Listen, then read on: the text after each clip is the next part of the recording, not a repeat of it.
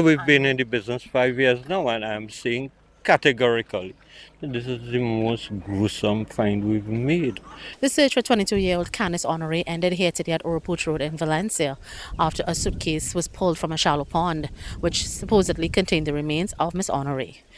Honoré was reported missing earlier this month, and a search had been underway by the Hunter Search and Rescue team, who discovered the suitcase at around 6:30 a.m. It's a brown water there. That's where the suitcase was. Michael Honoré's heart sank when search teams lifted a suitcase from a pond in Valencia. Inside, a decapitated body believed to be that of his missing daughter Candice. The 22-year-old was last seen on July 8th when she left home for work. When she failed to return home 2 days later and calls to her cell phone went unanswered, her sister reported her missing.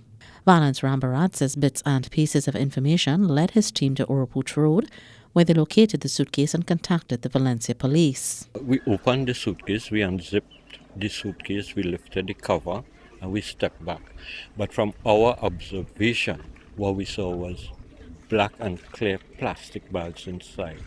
The officers approached, and they shortly thereafter indicated to me that what they had observed was a human hand in one of the bags. Her father, Michael Honoré, rushed to the area where his daughter's remains were reportedly found. He says in the absence of a positive identification, he has accepted that it is Candice in the suitcase. Michael recalls last interacting with his daughter briefly while in traffic the day before she went missing. I was on a busy note at the point in time, but God knows what He's doing. Put me in place to see that girl at that moment.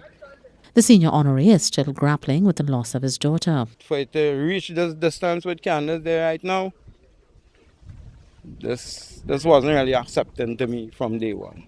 I wasn't seeing it. At the family's home, Candice's mother, sister and other relatives were too grief-stricken to speak on camera and remained visibly shell-shocked.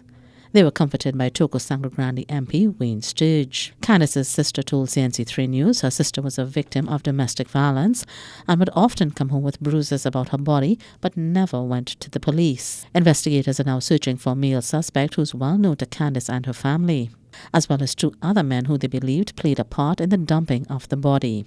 An autopsy is expected to be performed on Friday. Annalisa Paul, CNC3 News.